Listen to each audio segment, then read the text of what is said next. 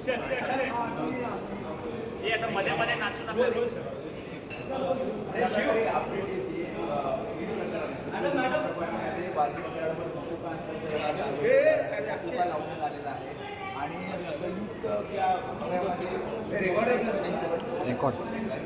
Record असं आहे की मस्सादूर गावचे सरपंच संतोष देशमुख यांची ज्या क्रूरपणे हत्या झाली आणि त्यानंतर सरकारच्या वतीनं राणा भीमदेवी थाटामध्ये जे कोणी आरोपी असतील जे कोणी या खुनामध्ये सहभागी असतील यांचा ज्यांचा प्रत्यक्ष अप्रत्यक्षपणे सहभाग असेल त्या सर्वांना सरकार सोडणार नाही अशा प्रकारच्या राणा भीमदेवी थाटामध्ये घोषणा झाल्या. पण नंतर याच संतोष देशमुखांच्या खुनांसंदर्भात सातत्यानं सरकारच्या वतीनं जे वेळकाढूपणा सुरू आहे, उदाहरण सांगायचं झालं तर वाल्मिक कराडापासून त्यांचे सगळे जे काही या प्रकरणामध्ये आरोपी आहेत त्यांना शोधण्याकरता अनेक पथकं तयार केली गेली.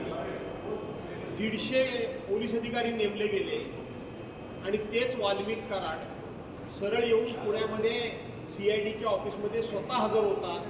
तोपर्यंत पोलिसांना पत्ताच लागत नाही. हे एक संशयाचं प्रकरण आहे.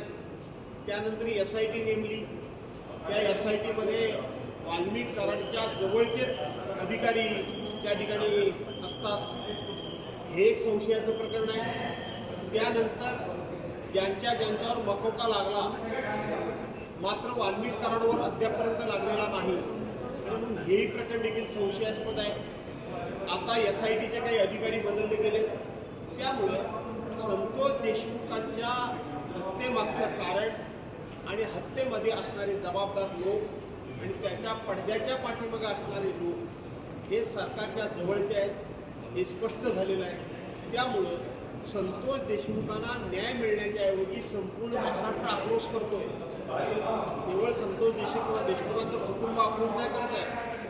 भारतीय जनता पार्टीचे आमदार सुरेश धस असतील, मनोज दरांगे पाटील असतील, राष्ट्रवादी काँग्रेस पक्षाचे संदीप क्षीरसागर असतील, त्या ठिकाणी अंजली दमानी असतील आणि आम्ही मंडळी असू किंवा अन्य सगळे नागरिक असतील, संतोष देशमुखांची हत्या ज्या प्रकारे झाली, ज्या निर्घुणपणे झाली, म्हणजे छत्रपती संभाजी महाराजांचे हलाल करून ज्या पद्धतीनं मारलं गेलं त्याच पद्धतीनं म्हणजे संभाजी महाराज आणि संतोष देशमुख यांची मी तुलना करू इच्छित नाही, पण त्याच निर्दयपणे त्याच क्रूरतेने संतोष देशमुखांना ज्या पद्धतीनं मारलं. सरकार फक्त घोषणा करत आहे पण सरकारच्या हेतूमध्ये शंका निर्माण होते आहे. अशाच पद्धतीची सरकारची कृती आता जी अपडेट त्यामध्ये मकोका लावण्यात आलेला आहे. असं आहे. मी तेच सांगतो, वेळ काढूपणा कशा करता. लोकांनी सातत्यानं ओरड करायची आणि नंतर एक एक स्टेप सरकारने घ्यायची. म्हणूनच सरकारच्या कृतीबद्दल वृत्ती आणि कृती याच्यामध्ये संशय निर्माण झाला. सकाळपासून एक व्हिडिओ व्हॉइस व्हायरल होतो आहे, त्याच्यामध्ये तुमचा आवाज असं म्हटलं जातं काय सत्य सगळं